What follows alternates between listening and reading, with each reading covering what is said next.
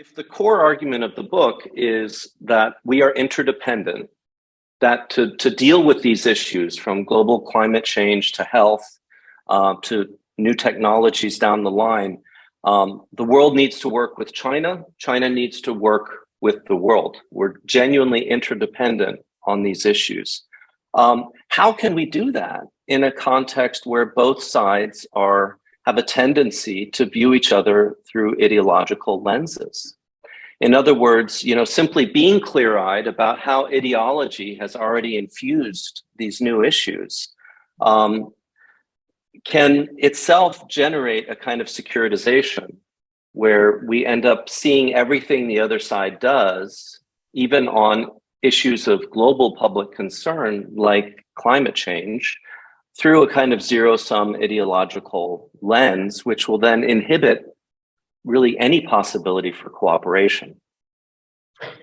So certainly the million-dollar question. I have three answers for you. Three kind of strategies that I think maximize the effectiveness of working with Chinese counterparts to tackle shared challenges against the backdrop of these really difficult issues and tensions and rivalries.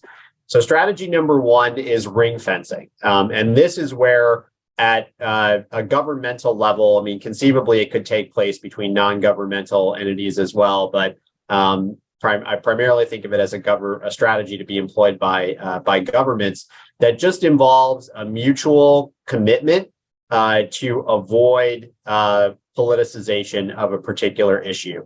Now, this is essentially what the United States tried to do with climate change cooperation under the Biden administration. It did not work because this past August, Beijing suspended cooperation with the United States on climate change in response to Speaker Pelosi's visit to Taiwan. Reportedly, as of yesterday, that has been resumed, but nonetheless, that suspension shows, in my mind, very conclusively that it didn't work. And I think that reveals something important about the ring fencing strategy. It's likely to only be effective for pretty highly technical issue areas that involve small numbers of actors. There is an example that I talk about in the book that I think shows that it can be an effective strategy, and that is the issue of nuclear security, which involves efforts to secure radiological material. It doesn't have anything to do with nuclear weapons per se. It's really just about securing potentially hazardous or dangerous nuclear material from medical imaging and other sources like that. And that's an area that, by all accounts, the U.S. and China have actually been able to very effectively work together on over the past decade. And I think there are some other issue areas like that are highly technical and involve small numbers of people where you could effectively ring fence areas of cooperation. The second approach is essentially an allied or partnership-driven one, where the United States and its kind of like-minded partners and allies around the world, certainly including those in Europe, band together to present a common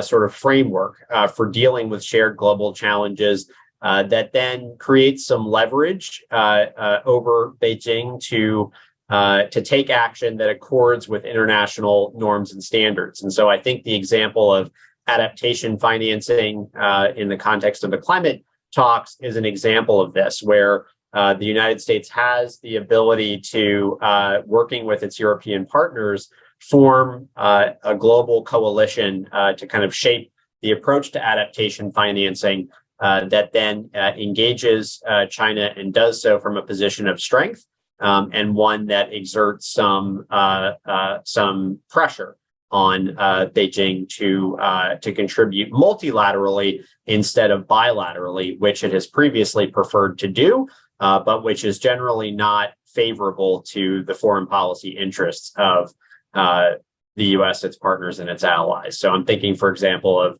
much of what we would think of as sort of things that might benefit climate adaptation has been channeled through Belt and Road, South-South cooperation funds, and other things that, generally speaking, have not been favorable to the interests of the U.S. and its partners and allies.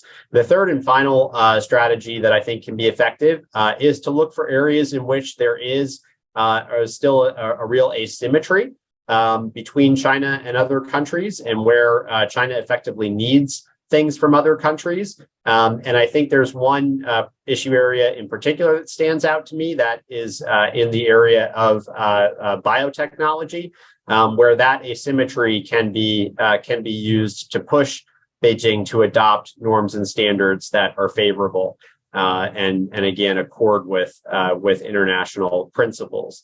And I think that's particularly important when it comes to the regulation of things like gene editing, in which China, as a major technological power, plays a really important and critical role, but where political tensions really prevent much substantive dialogue from a sort of cooperative standpoint. One final thing that really stood out to me in the book is that, we tend to, again, perhaps particularly in the United States, think about the U.S. sort of China relationship, or China's relationship with the world, primarily in governmental terms, when in fact it's a very broad and deep relationship that encompasses universities, research institutes, certainly the private sector, even civil society. And that breadth and depth is particularly significant and apt when it comes to emerging technologies, or when it comes to